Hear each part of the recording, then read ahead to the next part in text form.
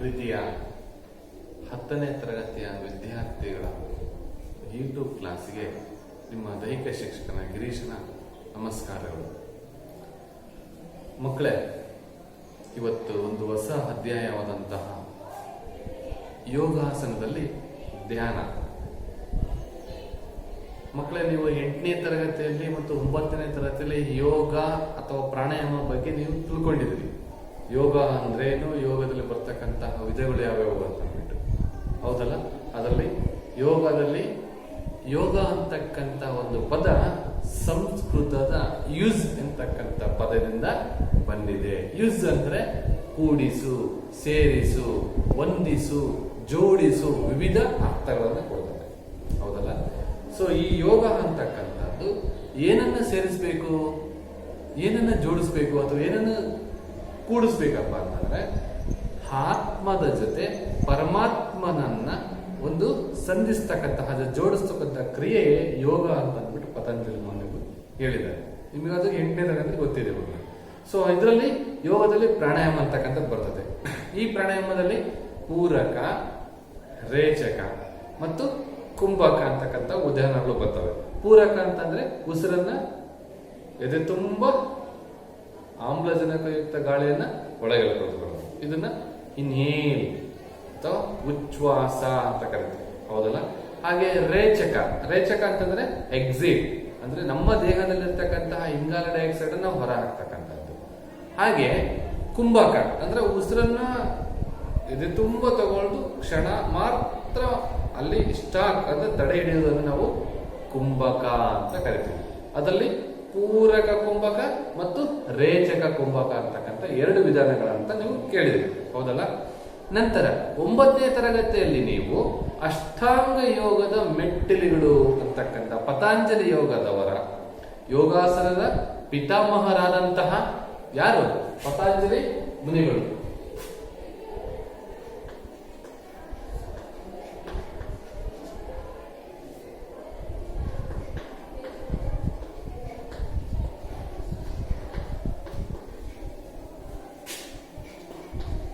ಮಹರ್ಷಿಯವರು ಅಷ್ಟಾಂಗ ಯೋಗವನ್ನು ಸಮೇತ ಇವರು ಹೇಳಿದ್ದಾರೆ, ಹೌದಲ್ಲ? ಅಷ್ಟಾಂಗ ಮೆಟ್ಟಿಲುಗಳು ಅಂತ ಅಂದ್ಬಿಟ್ಟು ನಾವು ಕರಿತೀವಿ.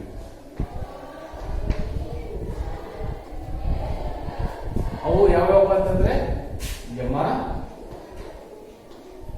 ನಿಯಮ, ಆಸನ,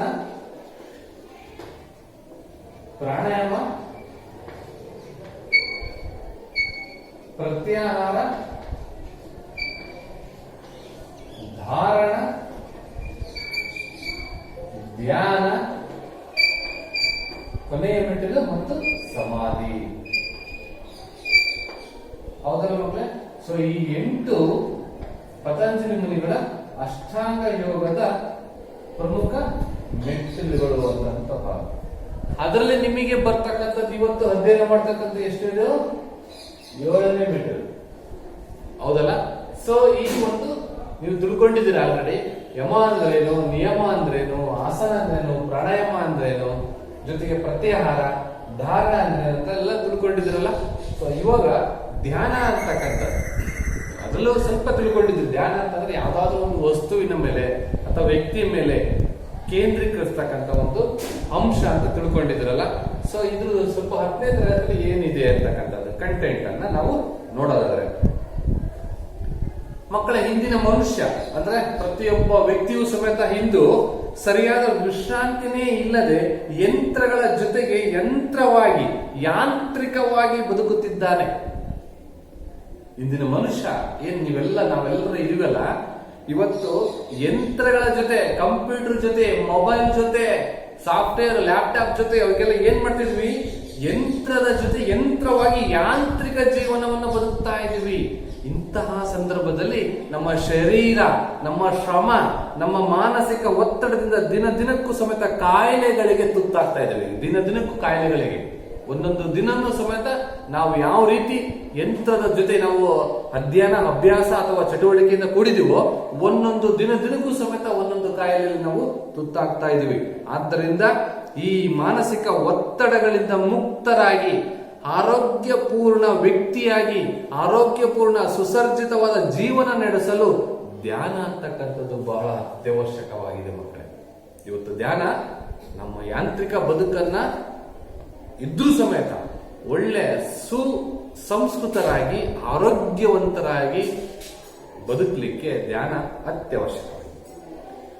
ಇಂದಿನ ಕಾಯಿಲೆಗಳಲ್ಲಿ ಇವತ್ತೇನು ಬರ್ತಾ ಇದೆಯಲ್ಲ ಇದು ರೋಗ, 70% ರೋಗ ಯಾವುದರಿಂದ ಬರ್ತಾ ಇದೆಯಪ್ಪ ಅಂತಂದ್ರೆ ಒಂದು ಮನೋದೈಹಿಕ ಕಾಯಿಲೆಗಳಿಂದಲೇ ಬರ್ತಾ ಇದೆ. ಯಾವುದರಿಂದ? ಮನೋದೈಹಿಕ ಕಾಯಿಲೆಗಳು.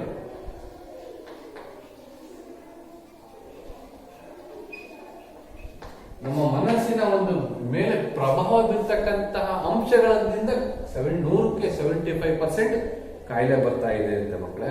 ಸೊ ಆದ್ರಿಂದ ಇಲ್ಲಿ ಕೇವಲ ಔಷಧಿ ಮಾತ್ರ ಚಿಕಿತ್ಸೆ ನೀಡಲು ಸಾಧ್ಯವಾಗುವುದಿಲ್ಲ.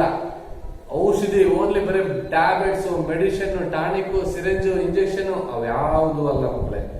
ಆದಷ್ಟು ಮನೋದೈಹಿಕ ಕಾಯಿಲೆಗಳಿಗೆ ಈ ಧ್ಯಾನ ಇದೆಯಲ್ಲ, ಈ ಧ್ಯಾನನೇ ದಿವ್ಯ ಔಷಧಿ ಅಂತ ಹೇಳಿದ್ರೆ ತಪ್ಪಾಗಲಾರದು. ದಿವ್ಯವಾದ ಔಷಧಿ. ಹಾಗಾದ್ರೆ ಧ್ಯಾನದ ಅರ್ಥ ಏನು?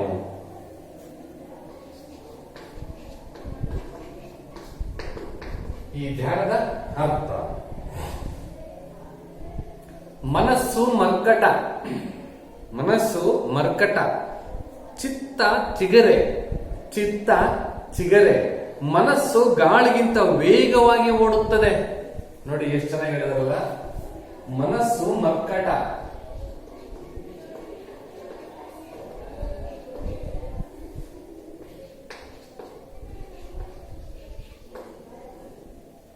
ಚಿತ್ತ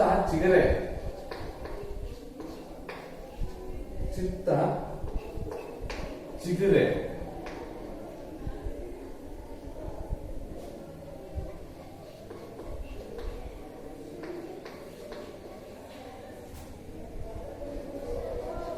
ಗಾಳಿಗಿಂತ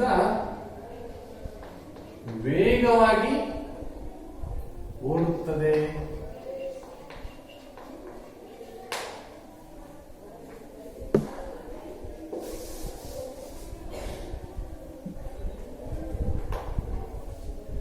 ಮನಸ್ಸು ಮರ್ಕಟ, ಚಿತ್ತ ಚಿಗುರೆ, ಮನಸ್ಸು ಗಾಳಿಗಿಂತ ವೇಗವಾಗಿ ಓಡುತ್ತದೆ ಎಂದೆಲ್ಲ ನಾವು ಕೇಳಿ ಬಯಸಿದ್ವಲ್ಲ. ಸೊ ಮನಸ್ಸಿನಲ್ಲಿ ಹಲವಾರು ವಿಷಯಗಳ ಬಗ್ಗೆ ಸಾವಿರಾರು ವಿಚಾರಗಳು ಬಂದಾಗ ಮನಸ್ಸು ಚಂಚಲವಾಗುತ್ತದೆ. ಇಂತಹ ಮನಸ್ಸನ್ನ ತಡೆದು ನಿಲ್ಲಿಸ್ತಕ್ಕಂತಹ ಒಂದು ಶಕ್ತಿ ಈ ಧ್ಯಾನಕ್ಕಿದೆ. ಒಂದೇ ವಿಷಯ ಅಥವಾ ಒಂದೇ ವಸ್ತುವಿನ ಮೇಲೆ ಮನಸ್ಸನ್ನು ಏಕಾಗ್ರಗೊಳಿಸುವುದೇ ಧ್ಯಾನ. ಒಂದು ವಿಷಯ, ಒಬ್ಬ ವ್ಯಕ್ತಿ ಅಥವಾ ವಸ್ತುವಿನ ಮೇಲೆ ಏಕಾಗ್ರತೆಯನ್ನ, ಕಾನ್ಸಂಟ್ರೇಷನ್ ಅನ್ನ ಗಳಿಸ್ತಕ್ಕಂಥದ್ದೇ ಧ್ಯಾನ. ಧ್ಯಾನ ಅಂದ್ರೆ ಇಲ್ಲಿ ತಲ್ಲೀನತೆ. ಏನ್ ಹೇಳ್ತೀವಿ? ತಲ್ಲೀನತೆ ಅಥವಾ ತನ್ಮಯತೆ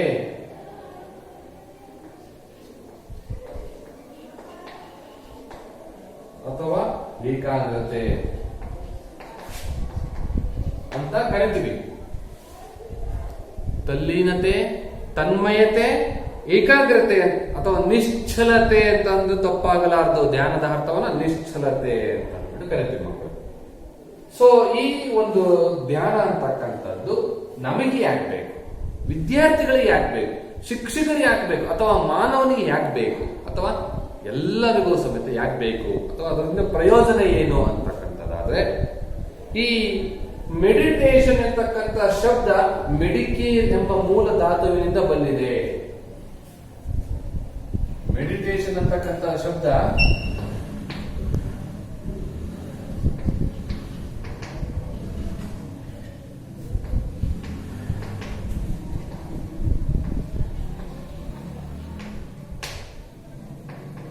ಮೆಡಿಟೇಷನ್ ಅಂತಕ್ಕಂಥ ಶಬ್ದ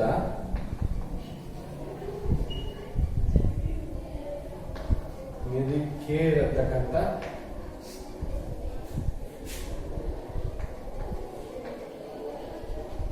ಮೂಲ ಧಾತು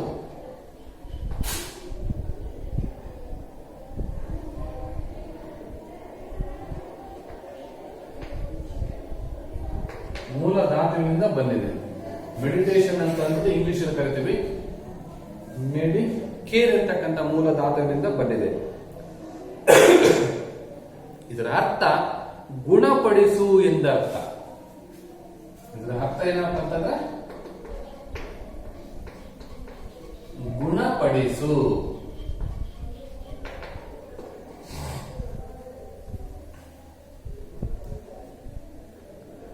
ಧ್ಯಾನ ಮಾಡೋದ್ರಿಂದ ಮಾನಸಿಕ ರೋಗಗಳು ತನ್ಮೂಲಕ ಶರೀರದ ಅಸ್ವಸ್ಥಗಳೆಲ್ಲವೂ ಗುಣವಾಗುವವು.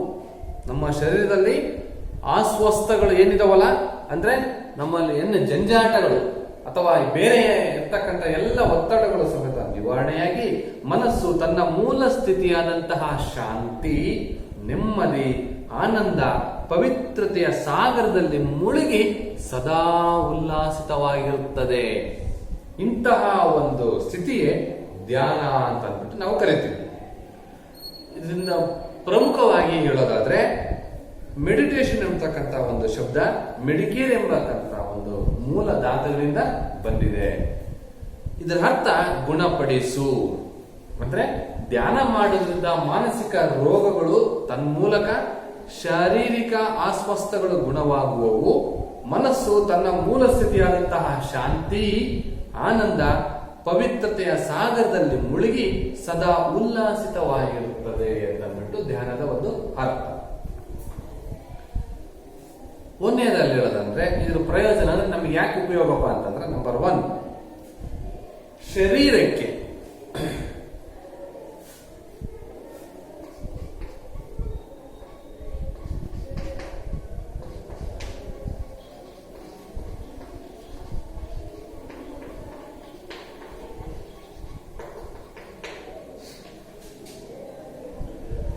ಶರೀರಕ್ಕೆ ಮನಸ್ಸಿಗೆ ವಿಶ್ರಾಂತಿಯನ್ನು ಲಭಿಸಿ ಮಾನಸಿಕ ಉದ್ವೇಗ, ಒತ್ತಡ, ಚಿಂತೆ ಕಡಿಮೆಯಾಗಿ ಅದರಿಂದ ಬರುವ ರಕ್ತದೊತ್ತಡ, ಹೃದ್ರೋಗ ಮುಂತಾದ ಮನೋದೈಹಿಕ ಸಮಸ್ಯೆಗಳ ನಿವಾರಣೆಗೆ ಸಹಕಾರಿಯಾಗಿದೆ.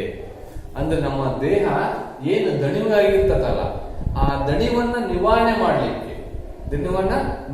ಮಾಡಲಿಕ್ಕೆ ಮಾನಸಿಕ ಒತ್ತಡದಿಂದ ಬಿಡುಗಡೆ ಮಾಡಲಿಕ್ಕೆ, ನಮ್ಮ ಚಿಂತೆಯಿಂದ ದೂರ ಆಗಲಿಕ್ಕೆ, ರಕ್ತದ ಒತ್ತಡ BP ಅಂತಕ್ಕಂಥದ್ದು ಕಡಿಮೆ ಮಾಡಲಿಕ್ಕೆ, ಹೃದಯಾಘಾತ ಅಂತಕ್ಕಂಥದ್ದು ಕಡಿಮೆ ಆಗಲಿಕ್ಕೆ ಮತ್ತು ಮಾನಸಿಕ ಒಂದು ಸ್ಥಿಮಿತ ಅಂತಕ್ಕಂಥದ್ದು ದೂರ ಆಗಲಿಕ್ಕೆ ಧ್ಯಾನ ಅಂತಕ್ಕಂಥದ್ದು ಬೇಕು. ಅದು ಅಲ್ಲದೆ 2ನೇ ಪಾಯಿಂಟ್ ಹೇಳ್ತಿದ್ದಾರೆ ನೋಡಿ, ಊಟ ಮಾಡಿರ್ತಕ್ಕಂಥ ನಾವು ಸೇವಿಸುವಂತಹ ಆಹಾರ ಚಯಾಪಚಯ ಕ್ರಿಯೆ ಗಣನೀಯವಾಗಿ ಇಳಿಮುಖವಾಗುವುದು. ನೋಡಿ, ಧ್ಯಾನ ಮಾಡೋದ್ರಿಂದ ನಾವು ಕೆಲವರು ಹಾಡು ಭಾಷೆಯಲ್ಲಿ ಹೇಳ್ತಾರೆ, ತಿಂದಿದ್ ಜೀರ್ಣ ಆಗಿಲ್ಲೇನ ನಿನಗೆ ಅಂತಾರೆ.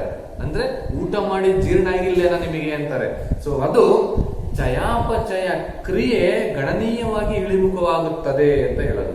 ನಂತರ ಉಸಿರಾಟದ ಗತಿ, 3ನೇ ಪಾಯಿಂಟ್, ಉಸಿರಾಟದ ಗತಿ ಅಂದ್ರೆ ನಾವು ಯಾವುದೇ ಉಚ್ಛ್ವಾಸ ಅಥವಾ ನಿಶ್ವಾಸದ ಒಂದು ಉಸಿರಾಟದ ಒಂದು ಕ್ರಿಯೆ ಕ್ರಮ, ಆ ಗತಿ ನಿಧಾನವಾಗುವುದರಿಂದ ಆಮ್ಲಜನಕ ಬಳಕೆ ಕಡಿಮೆಯಾಗುವುದು. ಆಮ್ಲಜನಕ ಬಳಕೆ ಅಂತಕ್ಕಂಥದ್ದು ಕಡಿಮೆಯಾಗುವುದು. ಇಲ್ಲಿ ಹೃದಯ ಬಡಿತದ ಗತಿಯು ಕಡಿಮೆಯಾಗುವುದರಿಂದ ಹೃದಯಕ್ಕೆ ವಿಶ್ರಾಂತಿ ದೊರಕುತ್ತದೆ, ನಮ್ಮ ಹಾರ್ಟಿಗೆ ವಿಶ್ರಾಂತಿ ದೊರಕುತ್ತದೆ. ಹೃದ್ರೋಗದ ಸಂಭಾವನೀಯತೆ ಅಂತಕ್ಕಂಥದ್ದು, ಹೃದಯಾಘಾತ, ಹಾರ್ಟ್ ಅಟ್ಯಾಕ್ ಅಂತಕ್ಕಂಥದ್ದು ಕಡಿಮೆ ಆಗುತ್ತೆ. ನೋಡಿ, ನಾವು ಯೋಗದಲ್ಲಿ ನಾವೆಲ್ಲ ಎಕ್ಸಸೈಸ್ಗಳನ್ನ, ಕಂಡೀಷನ್ ಎಕ್ಸಸೈಸ್ಗಳನ್ನ ಎಲ್ಲ ನಿಂತು ಮಾಡ್ತಕ್ಕಂಥ ಆಸನಗಳನ್ನ, ಕುಳಿತು ಮಾಡ್ತಕ್ಕಂಥ ಆಸನಗಳನ್ನ, ಮಲಗಿ ಮಾಡ್ತಕ್ಕಂಥ ಆಸನಗಳನ್ನ ಮತ್ತು ಪ್ರಾಣಾಯಾಮವನ್ನ ಎಲ್ಲ ಮಾಡಿದ ನಂತರ ಒಂದು 5 ನಿಮಿಷ ನಿಮಗೆ ಧ್ಯಾನ ಸ್ಥಿತಿಯಲ್ಲಿ ಬಿಟ್ಬಿಟ್ಟು ಶವಾಸನದಲ್ಲಿ ಬಿಡ್ತೀವಿ. ಕಾರಣ ಇಷ್ಟೇ, ನಾವೆಲ್ಲ ಮಾಡಿರ್ತಕ್ಕಂಥ ಎಲ್ಲ ಪ್ರತಿಯೊಂದು ಅಂಗಾಂಗಗಳ ಬಾಡಿ ಪಾರ್ಟ್ಸ್ ಎಲ್ಲವೂ ಸಮೇತ ಆ ರಿಲ್ಯಾಕ್ಸೇಷನ್ ಸಿಗ್ಲಿ ಅಂತ ಅಂದ್ಬಿಟ್ಟು. ಕಾರಣ ಇಷ್ಟೇ, ಅಲ್ಲಿ ನಮ್ಮ ಒಂದು ಆಘಾತ ಅಂತಕ್ಕಂಥದ್ದು ಕಡಿಮೆ ಆಗುತ್ತೆ. ಜೊತೆಗೆ ರಕ್ತದಲ್ಲಿ ವಿಷಕಾರಿ ಆಮ್ಲದ ಪ್ರಮಾಣ ಕಡಿಮೆಯಾಗಿ ಉದ್ವಿಗ್ನತೆ, ಕಳವಳ, ಆತಂಕ ಹಾಗೂ ಸಂಬಂಧಿಸಿದಂತ ರೋಗಗಳು ದೂರವಾಗ್ತವೆ.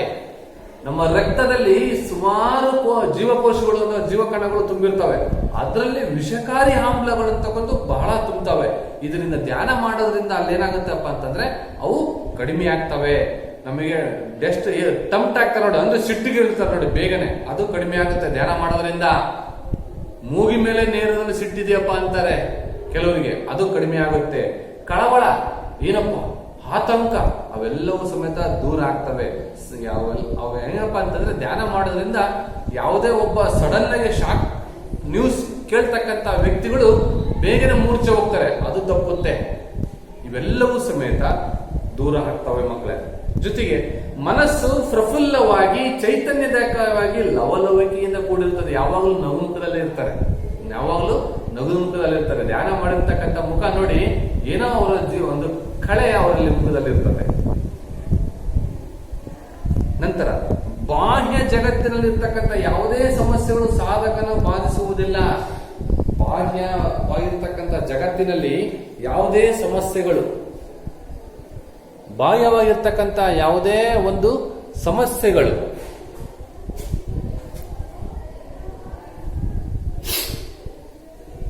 ಬಾಹ್ಯ ಜಗತ್ತಿನಲ್ಲಿ ಯಾವುದೇ ಸಮಸ್ಯೆಗಳು ಅಂತಕ್ಕಂಥವು ಸಾಧಕನನ್ನು ಬಾಧಿಸುವುದೇ ಇಲ್ಲ. ಹೊರಗಿನ ಪ್ರಪಂಚ ಏನು, ಶಾಲೆ ಅಥವಾ ಆಫೀಸು ಅಥವಾ ಕಚೇರಿಯಲ್ಲಿ ಇರ್ತಕ್ಕಂಥ ಒತ್ತಡಗಳನ್ನ ಕೆಲವರು ಏನ್ ಮಾಡ್ತಾರೆ, ಟೆನ್ಷನ್ ಅಲ್ಲಿ ಮನೆಯಲ್ಲಿ ಇರ್ತಕ್ಕಂಥ ಅವರ ಸಂಸಾರದ ಮೇಲೆ, ಅಪ್ಪ ಅಮ್ಮಂದಿರ ಅಥವಾ ಚಿಕ್ಕಪ್ಪ ದೊಡ್ಡಪ್ಪ ಅಥವಾ ತನ್ನ ಮಕ್ಕಳ ಸಂಸಾರದ ಮೇಲೆ ಹಾಕ್ತಾರೆ. ಅದು ತಪ್ಪು. ಯಾಕಂದ್ರೆ ಅವರಿಗೆ ಇದು ಧ್ಯಾನದ ಬಗ್ಗೆ ಅವ್ರಿಗೆ ಅರಿವಿರಲ್ಲ.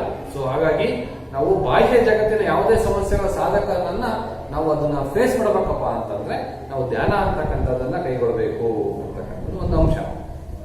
ಅದಲ್ಲದೆ ಸಾಧಕನ ದೇಹಕ್ಕೆ ಲಘುತ್ವ ಮತ್ತು ಮನಸ್ಸಿಗೆ ಸ್ಥಿರತೆ ಮತ್ತು ಸ್ಪಷ್ಟತೆ ಲಭ್ಯವಾಗುತ್ತದೆ. ಧ್ಯಾನ ಮಾಡೋದ್ರಿಂದ ಸಾಧಕನ ದೇಹಕ್ಕೆ ಲಘುತ್ವ, ಮನಸ್ಸಿಗೆ ಸ್ಥಿರತೆ ಹಾಗೂ ಸ್ಪಷ್ಟತೆ ಅಂತಕ್ಕಂಥದ್ದು ಲಭ್ಯವಾಗುತ್ತದೆ ಅಂತಂದ್ಬಿಟ್ಟು 8 ಪಾಯಿಂಟ್ಗಳಿದೆ ಮಕ್ಕಳೇ.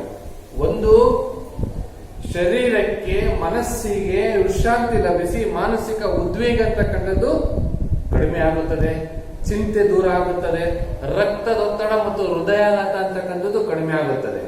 ಎರಡನೇ ಬಂದ್ಬಿಟ್ಟು ಚಯಾಪಚಯ ಕ್ರಿಯೆ ಅಂತಕ್ಕಂಥದ್ದು ಗಣನೀಯವಾಗಿ ಇಳಿಮುಖವಾಗುವುದು. ಜೊತೆಗೆ ಉಸಿರಾಟದ ಗತಿಯು ನಿಧಾನವಾಗುವುದರಿಂದ ಆಮ್ಲಜನಕ ಬಳಕೆ ಅಂತಕ್ಕಂಥದ್ದು ಕಡಿಮೆ ಆಗುತ್ತದೆ. ಹೃದಯ ಬಡಿತ ಗತಿ ಕಡಿಮೆ ಆಗುವುದರಿಂದ ಹೃದಯಕ್ಕೆ ವಿಶ್ರಾಂತಿ ದೊರಕುತ್ತದೆ. ಹೃದಯ ಸಂಭವನೀಯ ಹೃದಯಾಘಾತ ಅಂತಕ್ಕಂಥದ್ದು ತಪ್ಪಿಸಬಹುದು. ರಕ್ತದಲ್ಲಿ ವಿಷಕಾರಿ ಆಮ್ಲದ ಪ್ರಮಾಣ ಕಡಿಮೆಯಾಗಿ ಉದ್ವಿಗ್ನತೆ, ಕಳವಳ, ಆತಂಕ ಅಂತಕ್ಕಂಥದ್ದು ಸಂಬಂಧಿಸಿದ ರೋಗಗಳು ಹೊರಟೋಗ್ತವೆ, ಅಂದ್ರೆ ದೂರ ಆಗ್ತವೆ. ಮನಸ್ಸು ಪ್ರಫುಲ್ಲವಾಗಿ ಚೈತನ್ಯದಾಯಕವಾಗಿ ಲವಲವಿಕೆಯಿಂದ ಕೂಡಿರ್ತಾರೆ. ಬಾಹ್ಯ ಜಗತ್ತಿನಲ್ಲಿ ಯಾವುದೇ ಸಮಸ್ಯೆಗಳು ಸಾಧಕನನ್ನು ಬಾಧಿಸುವುದೇ ಇಲ್ಲ. ಸಾಧಕನ ದೇಹಕ್ಕೆ ಲಘುತ್ವ, ಮನಸ್ಸಿಗೆ ಸ್ಥಿರತೆ ಹಾಗೂ ಸ್ಪಷ್ಟತೆ ಲಭ್ಯವಾಗುತ್ತದೆ ಅಂತಂದ್ಬಿಟ್ಟು ಈ ಒಂದು ಸಂದರ್ಭದಲ್ಲಿ ಹೇಳಬಹುದು ಮಕ್ಕಳೇ.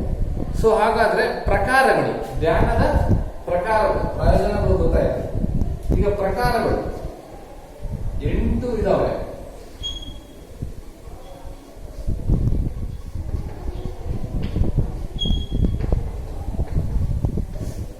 ಧ್ಯಾನದ ಪ್ರಕಾರಗಳಲ್ಲಿ 3 ವಿಧಗಳಾಗಿ ವಿಂಗಡಿಸಲಾಗಿದೆ.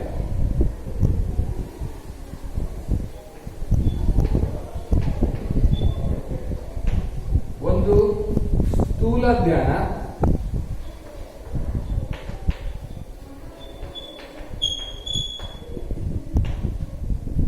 ಎರಡು ಜ್ಯೋತಿರ್ಧ್ಯಾನ,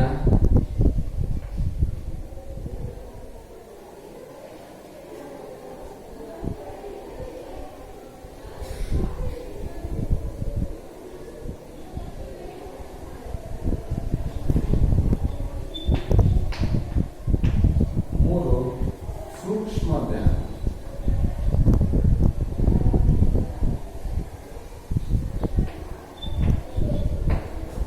ಈ ರೀತಿ ಸ್ಥೂಲ ಧ್ಯಾನ, ಜ್ಯೋತಿರ್ಧ್ಯಾನ, ಸೂಕ್ಷ್ಮ ಧ್ಯಾನ ಅಂತಕ್ಕಂಥ 3 ಧ್ಯಾನದ ಪ್ರಕಾರಗಳನ್ನು ಕಾಣ್ತೀವಿ ನಾವು.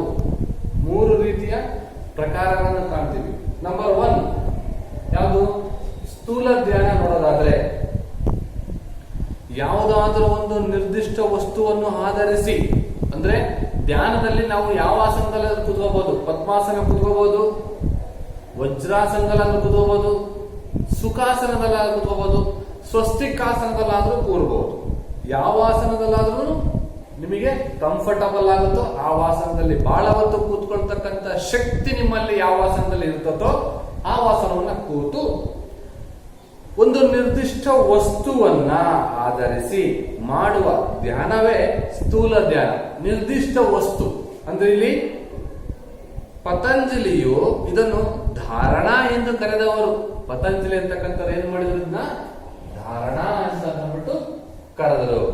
ಇಲ್ಲಿ ಯಾವ ಭಗವಂತನ ನಯನ ಮನೋಹರವಾದಂತಹ ರೂಪವು ಅಲಂಕಾರ ವಾಹನಾದಿಗಳ ಇವೆಯೋ ಅಂತಹ ಸುಂದರವಾದ ರೂಪವನ್ನು ನಿತ್ಯ ಸ್ಮರಣೆ ಮಾಡುವುದನ್ನು ಸ್ಥೂಲ ಧ್ಯಾನ ಅಂತ ಕರೀತಾರೆ.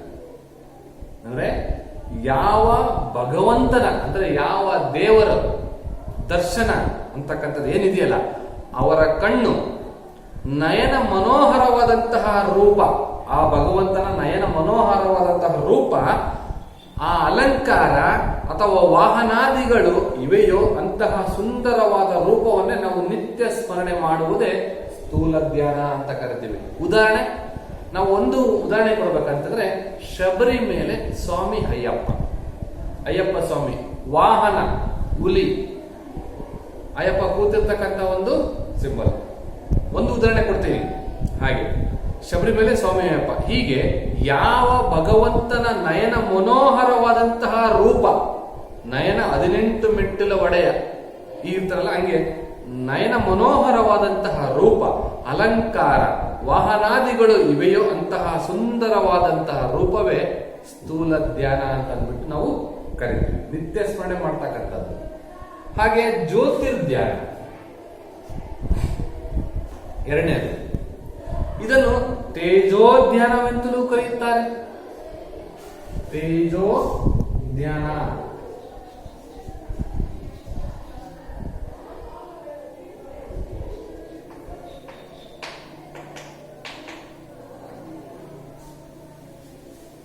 ಇದು ಮೂಲಾಧಾರ ಅಂದ್ರೆ ಗುಹ್ಯ ಪ್ರದೇಶ ಅಥವಾ ಲಿಂಗ ಮೂಲದ ಮಧ್ಯಸ್ಥಾನದಲ್ಲಿರ್ತಕ್ಕಂಥ ಕುಂಡಲಿಯು ಸರ್ಪಾಕಾರದಲ್ಲಿ ಇರುತ್ತದೆ.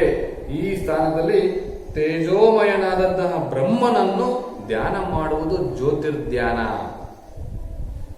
ಅದರ ಗುಹ್ಯ ಪ್ರವೇಶ ಅಥವಾ ಪ್ರದೇಶ ಲಿಂಗ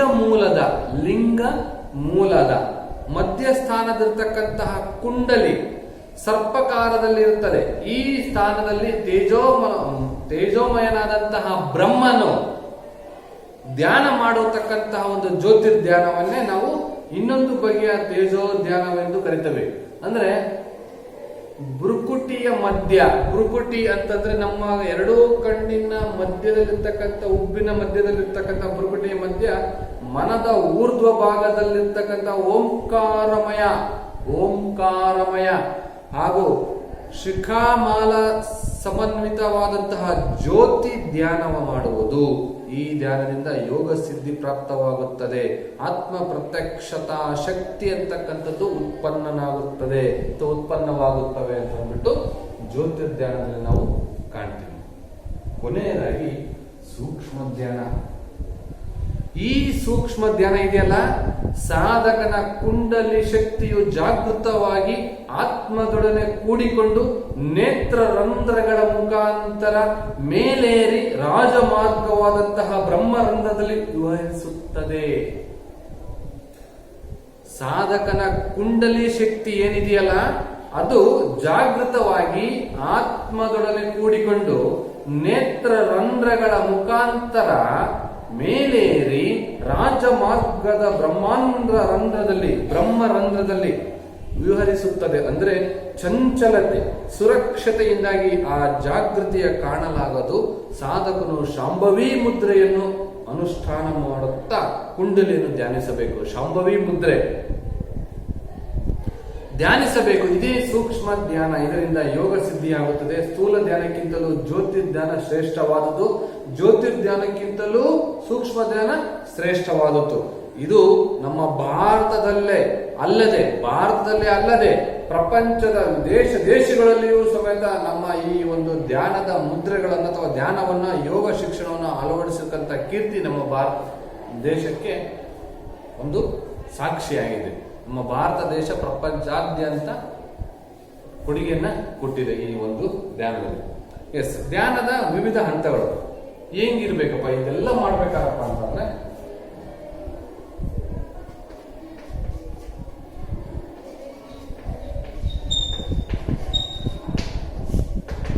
ನಂಬರ್ 1, ಬೆನ್ನು ನೇರವಾಗಿಟ್ಟುಕೊಂಡು ಕುಳಿತುಕೊಳ್ಳಬೇಕು.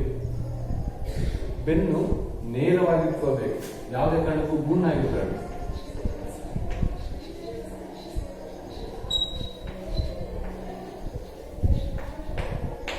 ಬೆನ್ನು ಏನಾಗಿರ್ಬೇಕು, ನೇರವಾಗಿರ್ಬೇಕು. ಮನಸ್ಸಿನಲ್ಲಿ ಬಂದಂತಹ ವಿಚಾರಗಳನ್ನು ಅವಲೋಕಿಸಬೇಕು.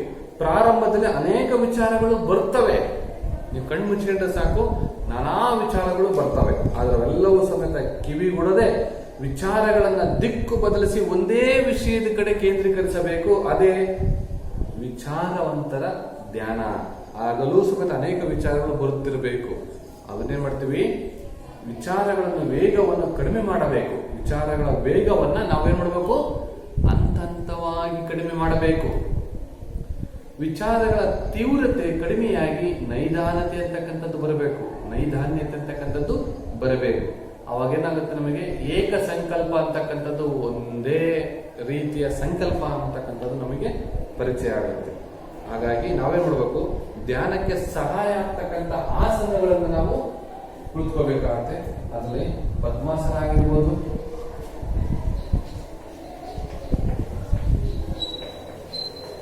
ಪದ್ಮಾಸನ ಆಗ್ಬೋದು, ಅಥವಾ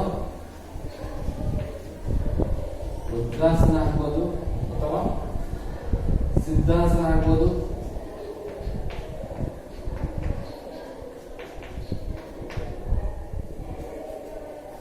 ಅಥವಾ ಸ್ವಸ್ತಿಕಾಸನ.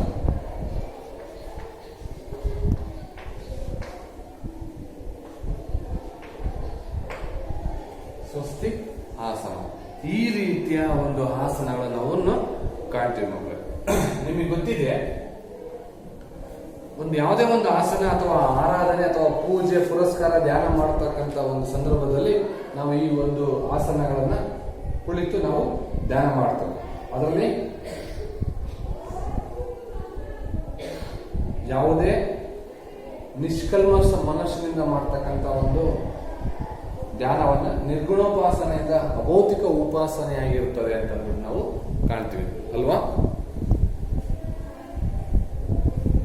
ಸೊ ಈ ಒಂದು ಹೀಗೆ ಧ್ಯಾನ ಅಂತಕ್ಕಂಥದ್ದು ಪತಂಜಲಿ ಮಹರ್ಷಿಗಳು ಯೋಗಾಸನದ ಅಷ್ಟಾಂಗ ಯೋಗದ ಪಿತಾಮಹರು ಹಾಗೂ ಪತಂಜಲಿ ಮುನಿಗಳು ಸುಮಾರು ಅಷ್ಟಾಂಗ ಮೆಟ್ಟಿಲುಗಳನ್ನ ನಾವು 9ನೇ ತರಗತಿಯಲ್ಲಿ ಕಂಡಿವಿ. ಅದರಲ್ಲಿ ಯಮ, ನಿಯಮ, ಆಸನ, ಪ್ರಾಣಾಯಾಮ, ಪ್ರತ್ಯಾಹಾರ, ಧಾರಣ, ಧ್ಯಾನ ಮತ್ತು ಸಮಾಧಿಯನ್ನು ನಾವು ಓದಿದ್ವಲ್ಲ ಮಕ್ಕಳೇ. ಸೊ ಅದೇ ಇವತ್ತು ಧ್ಯಾನ ನಿಮ್ಮ 10ನೇ ತರಗತಿಯಲ್ಲಿ ಇದೆ. ಏನಪ್ಪಾ ಧ್ಯಾನ ಅಂತ ಅರ್ಥ ಕೊಡ್ತದಂತಂದ್ರೆ, ಮನಸ್ಸು ಮರ್ಕಟ, ಚಿತ್ತ ಚಿಗರೆ, ಮನಸ್ಸು ಗಾಳಿಯಿಂದ ವೇಗವಾಗಿ ಓಡುತ್ತದೆ ಅಂತ ಅಂದ್ಬಿಟ್ಟು ಅರ್ಥ ಕೊಡ್ತದೆ. ಹೌದಲ್ಲ? ಅಂದ್ರೆ ಮೆಡಿಟೇಷನ್ ಅಂತಕ್ಕಂಥ ಎಂಬ ಶಬ್ದ ಮೆಡಿಕೇರ್ ಎಂಬ ಮೂಲಧಾತುವಿನಿಂದ ಬಂದಿದ್ರೆ ಇದರ ಅರ್ಥ ಗುಣಪಡಿಸು, ಅಂದ್ರೆ ತಲ್ಲೀನತೆ, ತನ್ಮಯತೆ, ಏಕಾಗ್ರತೆಯನ್ನ ಗೊಳಿಸ್ತಕ್ಕಂಥದ್ದೇ ಇದರ ಅರ್ಥ ಧ್ಯಾನ ಆಗಿರ್ತದೆ. ಈ ಧ್ಯಾನದಲ್ಲಿ ಪ್ರಯೋಜನ ಏನಪ್ಪ ಅಂತಂದ್ರೆ, ನಮ್ಮ ರಕ್ತದ ಒತ್ತಡ ಅಂತಕ್ಕಂಥದ್ದು ನಿವಾರಣೆ ಮಾಡುತ್ತೆ, ಹೃದಯಾಘಾತ ಅಂತಕ್ಕಂಥದ್ದು ಕಡಿಮೆ ಮಾಡುತ್ತೆ, ಮನಸ್ಸಿನ ಒಂದು ಉದ್ವಿಗ್ನತೆ ಅಂತಕ್ಕಂಥ ಕಡಿಮೆ ಮಾಡುತ್ತೆ, ತಳಮಳ ಅಂತಕ್ಕಂಥದ್ದು ಕಡಿಮೆ ಮಾಡುತ್ತೆ, ಮತ್ತು ನಿದ್ದೆ ಅಂತಕ್ಕಂಥದ್ದು ಜಾಸ್ತಿ ಆಗುತ್ತೆ, ಚಯಾಪಚಯ ಕ್ರಿಯೆ ಅಂತಕ್ಕಂಥದ್ದು ಹೆಚ್ಚಿಗೆ ಆಗುತ್ತೆ ಅಂತಕ್ಕಂಥ ಒಂದು ಮಾಹಿತಿಯನ್ನು ನಾವು 8 ಅಂಶಗಳ ಒಂದು ಪ್ರಮುಖ ಪ್ರಯೋಜನ ಉಪಯೋಗಗಳನ್ನ ಹೇಳಿದ್ವಿ. ನಂತರ ಪ್ರಕಾರಗಳು, ಇದರಲ್ಲಿ 3 ವಿಧ. ಒಂದು ಸ್ಥೂಲ ಧ್ಯಾನ, ಜ್ಯೋತಿರ್ಧ್ಯಾನ, ಸೂಕ್ಷ್ಮ ಧ್ಯಾನ ಅಂತ ಮಾಡಿ. ಸ್ಥೂಲ ಧ್ಯಾನ ಅಂತಂದ್ರೆ ಒಂದು ಭಗವಂತನ ಒಂದು ಕಣ್ಣನ್ನ ಅಥವಾ ವಾಹನವನ್ನ, ಒಂದು ವಸ್ತುವನ್ನ ಮೂಲಕ ಕೇಂದ್ರೀಕರಿಸಿ ಮಾಡ್ತಕ್ಕಂಥ ಒಂದು ಧ್ಯಾನ. ಇದು ಪರಮಾತ್ಮನ ಲಿಂಗವನ್ನ ಆಧಾರವಾಗಿಟ್ಟು ತೇಜೋ ಧ್ಯಾನ. ಇದು ಬ್ರಹ್ಮ ರಂಧ್ರ ಮುಖಾಂತರ ಮಾಡ್ತಕ್ಕಂಥ ಯಾವುದಪ್ಪ ಅಂತಂದ್ರೆ, ಸೊ ಅದು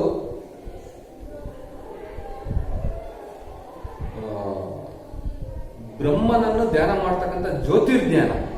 ಭ್ರುಕಟಿಯ ಮಧ್ಯೆ ಮನದ ಊರ್ಧ್ವ ಭಾಗದಲ್ಲಿ ಓಂಕಾರ ಮತ್ತು ಶಿಖಾಮಾಲ ಸಮಿತ್ವನಾಗಿ ಮಾಡ್ತಕ್ಕಂತಹ ಒಂದು ಜ್ಯೋತಿರ್ಧ್ಯಾನವಾಗಿದೆ. ಹಾಗೆ ಸೂಕ್ಷ್ಮ ಧ್ಯಾನ ಸಾಧಕನು ಶಾಂಭವಿ ಮುದ್ರೆಯನ್ನು ಅನುಷ್ಠಾನ ಮಾಡುತ್ತಾ ಕುಂಡಲಿಯಲ್ಲಿ ಧ್ಯಾನಿಸಬೇಕಾಗಿರ್ತಕ್ಕಂಥದ್ದು.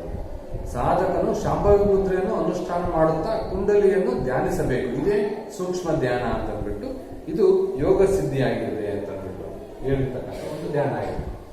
ಇಲ್ಲಿ ಹಂತಗಳು: ಬೆನ್ನು ನೇರವಾಗಿ ಇಟ್ಕೋಬೇಕು, ಬೆಳಿಗ್ಗೆ ಅಥವಾ ಸಂಜೆ ಸಮಯದಲ್ಲಿ ಧ್ಯಾನವನ್ನ ಮಾಡಬೇಕು, ಪದ್ಮಾಸನದಲ್ಲಿ ಉಳಿಬೇಕು, ವಜ್ರಾಸನ ಕುಳಿಬೇಕು, ಸಿದ್ಧಾಸನ ಅಥವಾ ಸ್ವಸ್ತಿಕಾಸನದಲ್ಲಿ ಈ ಒಂದು ಧ್ಯಾನವನ್ನು ಮಾಡೋದ್ರಿಂದ ನಿಮಗೆ ನೆನಪಿನ ಶಕ್ತಿ ಹೆಚ್ಚಾಗುತ್ತೆ, ಏಕಾಗ್ರತೆ ಲಭಿಸುತ್ತೆ ಮತ್ತು ಆರೋಗ್ಯ ಚೆನ್ನಾಗಿರ್ತಕ್ಕಂಥದ್ದು.